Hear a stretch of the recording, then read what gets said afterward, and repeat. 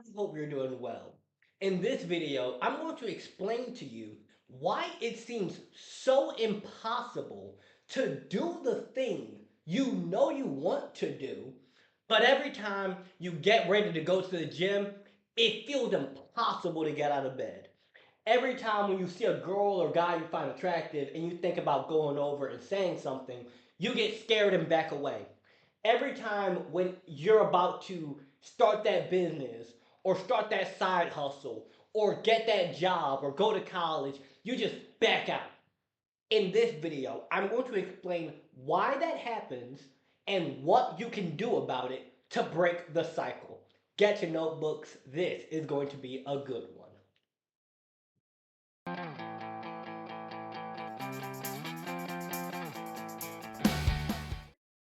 As you can see, I got a whiteboard. I told y'all the content was going to get better each and every day, and now it is. So let's get to the point here. So here is you. Let's just say your name is John, Sarah, whatever your name is. This is you. And you're here. You make, I don't know, 75K a year. So you're doing pretty good. 75K a year. You're in okay shape, like you're healthy. So okay health, you don't have any like major health conditions, and life is nice. You know, your life is pretty nice.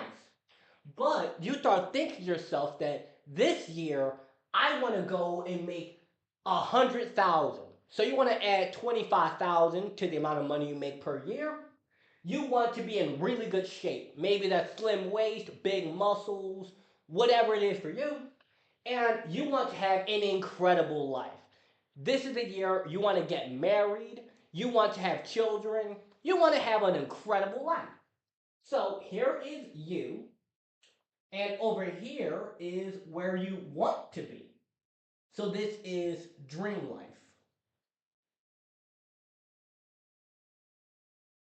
And here's the problem though. You know that you want to get over here where you make the money, you get the relationship, you get the car, you get all the stuff.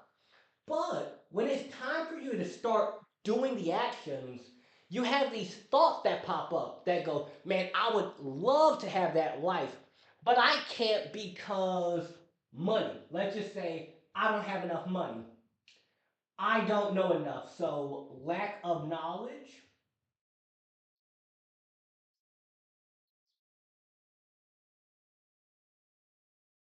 I don't know how. So, lack of skill.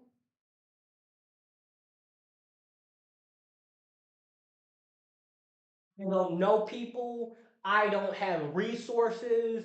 People are going to judge me. So, judgment, let's put that on there. And we can name tons and tons more things.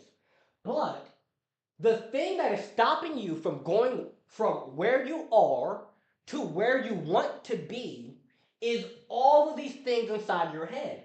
Because the lack of money, possible, that could be an issue. But if you look at the amount of money you're making and then you think about, okay, where am I putting this money? Can I get a scholarship to the college? Can I get a bank loan? Can I borrow money? Can I sell some stuff that I don't use to have more money? Lack of knowledge. I could go to the library. I could go to YouTube. I can read a book. I can use Google. So lack of knowledge isn't even a problem here. Lack of skill. You get the skill by getting experience. People are going to judge you. Yeah, people might judge you, but you have to stop judging yourself so harshly.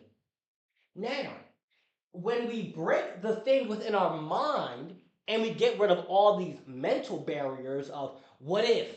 What if people judge me? What if I mess up? What if I make a mistake? What if it doesn't work? What if this? What if that? When we get rid of the mental things and we get rid of the stuff in our head, now we get to the things that are actually real.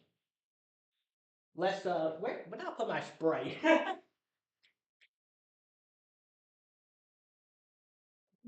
So, that point, now you're like, all right, Lawrence, now we know that the biggest thing stopping us from going from where we are to where we want to be is in our head. How do we break that? Great question. And allow me to explain. So, throughout your life, people have told you things, such as what you are good at, what you're not good at, whether you're smart or dumb, handsome or ugly, cute, pretty, whatever. So, now, instead of us thinking about what can we do, what actions are going to lead us to our dream life, because everyone can figure out the action. We need to figure out what mental barriers. So, growing up as a kid, let's use two different stick figures to explain this. Yeah, this is going to work better if I just draw like two.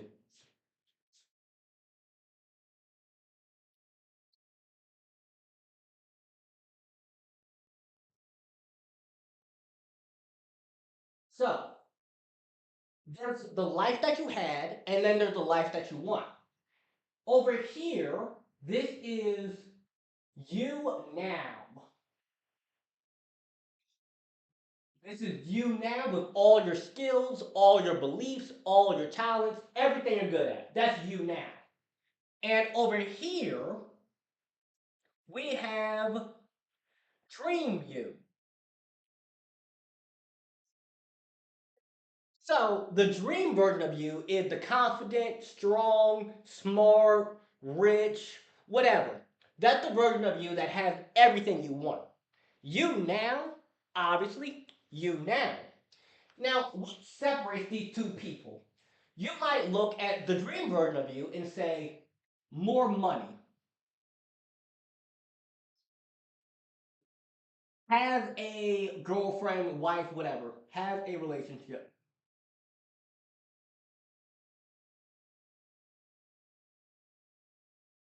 drive a nice car.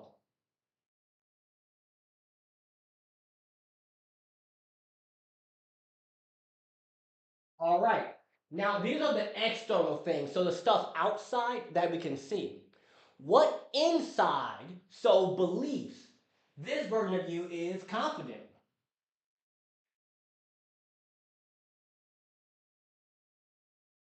Let's say they go to the gym, so this is something they do. Goes to gym. Maybe they read. So, there's you now, and then there's the dream version of you.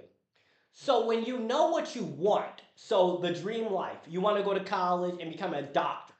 You want to be a multi-millionaire business owner. You want to have a girlfriend. You want to get your first job. Whatever it is for you. Once you figure out what you want, now you have to think about who do I need to become? To have the money, to have the relationship, to have the car, I need to be confident. I need to read. I need to study for my test. I need to become this version of me. And the version of you now is the version of you that has what you want.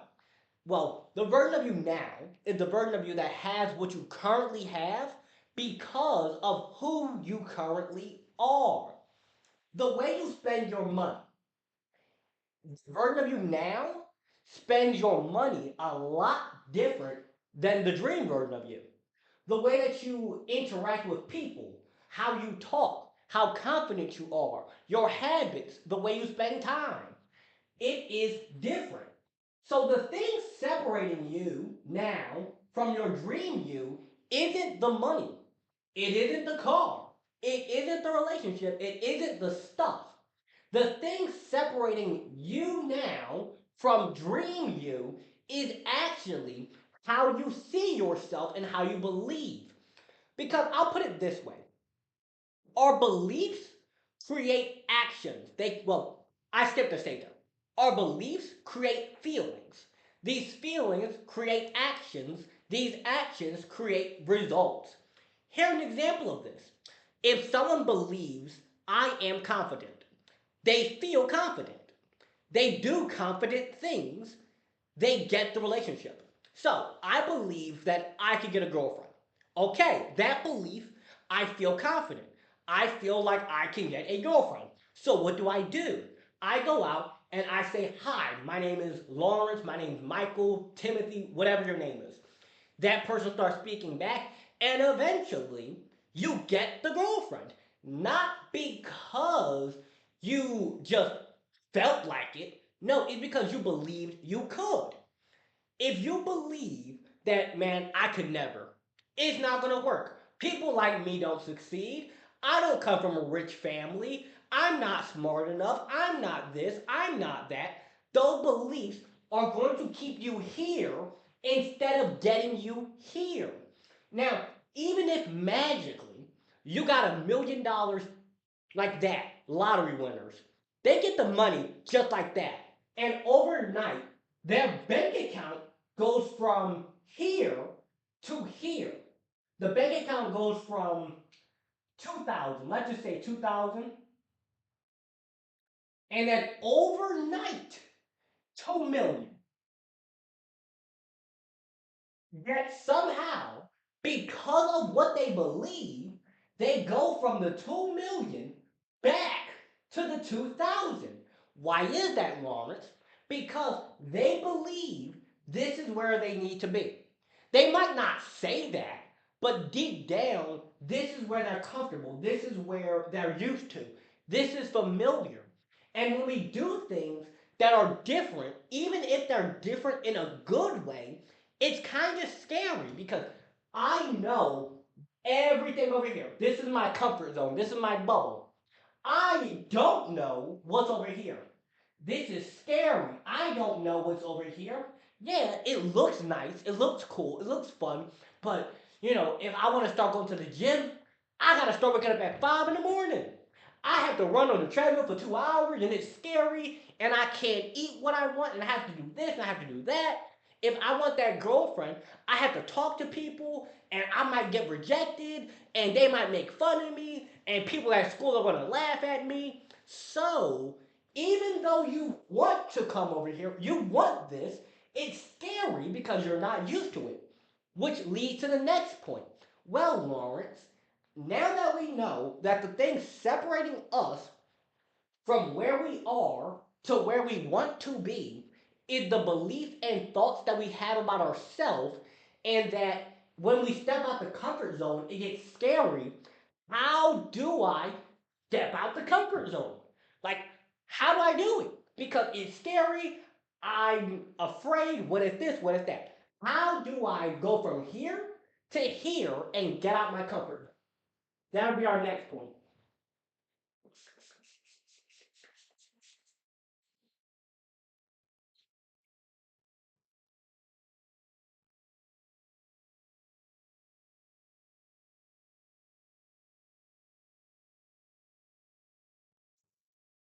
So, again, here is you. And this right here is your comfort zone. This is where you feel safe. This is where everything is normal to you. Now, outside of that is, it's not, this is scary. So we're going to put comfort. This is discomfort. So it's a little scary. And out here, the really big circle, too scary. We'll say this is like too uncomfortable.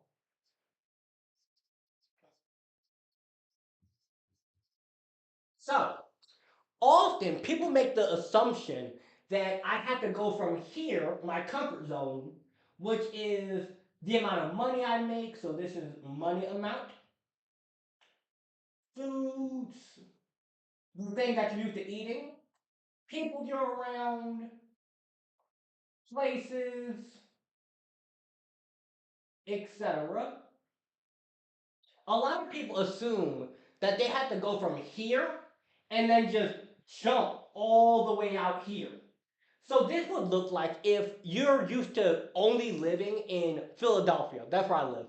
You're used to only living in this one city, and then all of a sudden, overnight, I'm going to move to Los Angeles.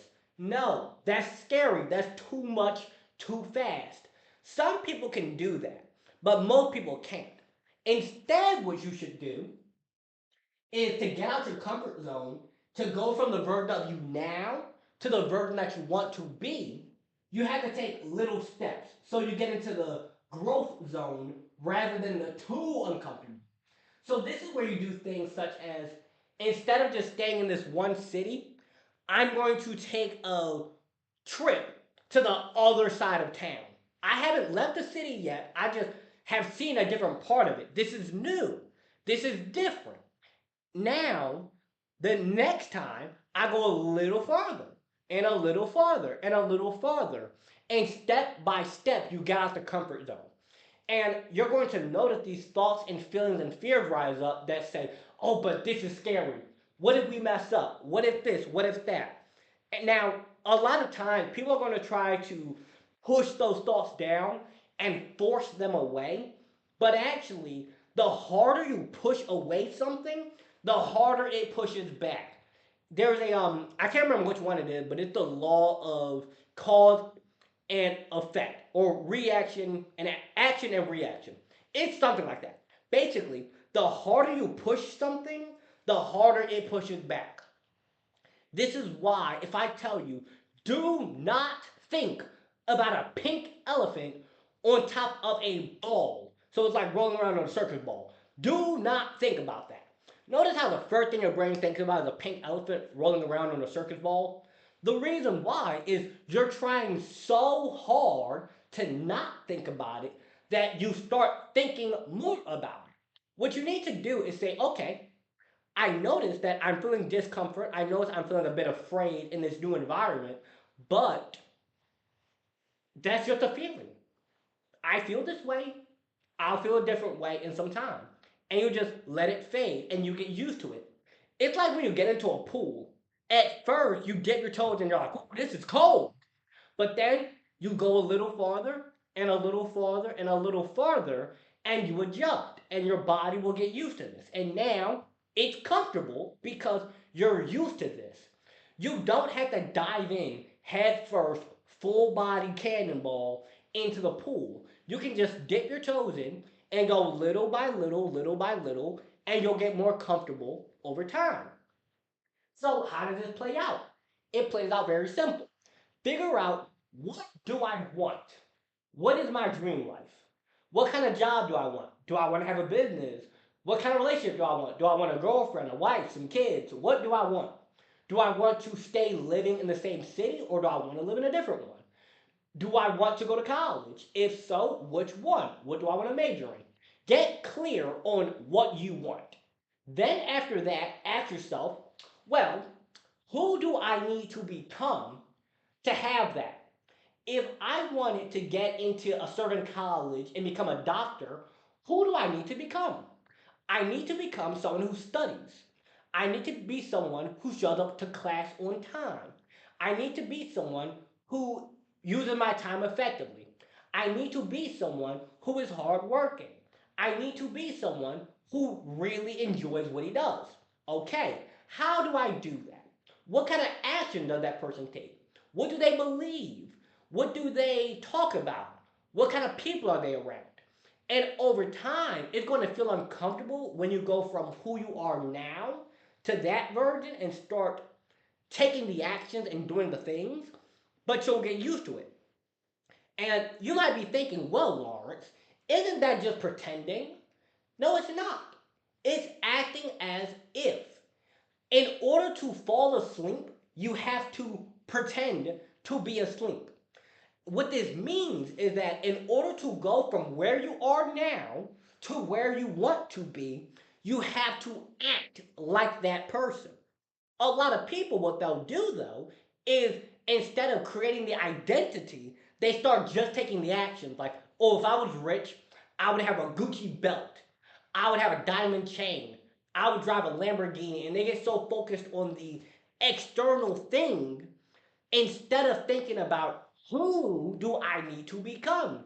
Because the external things, so the nice car, the money, the jewelry, the relationship, the house, those are a byproduct of the main thing. So by being the person for who it is possible, the byproduct of that, so the result is getting the stuff, but getting the stuff doesn't create the person. Being the person creates getting the stuff. Money is a result of success. Success is not a result of money. Having a business that is growing and thriving and successful is a result of being a successful business owner, not having a successful business. Or another example of this, I was thinking about this earlier. So I'm the oldest of all of my siblings, and something I noticed both in my mom and in other women in my family is that when women are pregnant, they act like they already have a kid. What I mean by that is they find out like, oh, I'm pregnant, I'm about to have a baby, and they're going out, they're buying diapers, they're buying Pampers, they're getting bottles, they're getting cribs, they take on the identity of a mother. And what this means is that they're baby proofing the house. They're making sure that any like bleach and chemicals are up and stored away. They're doing the things that a mom would do, even if the baby is not currently born. What this means is that when you know what you want and you're like, I want to have this car, I want this relationship, I want this money, I want this job, whatever it is, you can think of that as like the baby growing inside of you. I know it's a strange analogy, but it makes sense. You can think of that as like the baby growing inside of you. So, if you have this dream and this baby growing inside of you, the way that you help it develop is by reminding yourself that if I had it, how would I be living? What kind of person is able to have this? Because to have that baby, for it to grow up and be successful and thrive, you have to mentally take on the identity of a parent before you're a parent so that when the baby gets here, it is safe, the home environment allowed to thrive, it has the thing that it needs to be successful and grow. Now, with that said, what you need to do is focus on who do I need to become, not on how can I get the thing. Because you will get the thing by being the person for who it is possible. With that said, I hope you guys enjoyed this video. Make sure you like, comment, share, subscribe. You can also find my books and you can find my books, one-on-one coaching, and if you happen to be a podcast host, school principal, or run a youth organization, and you're looking for speakers, you can contact me at lawrence@lawrenceharris.com. Have a good one.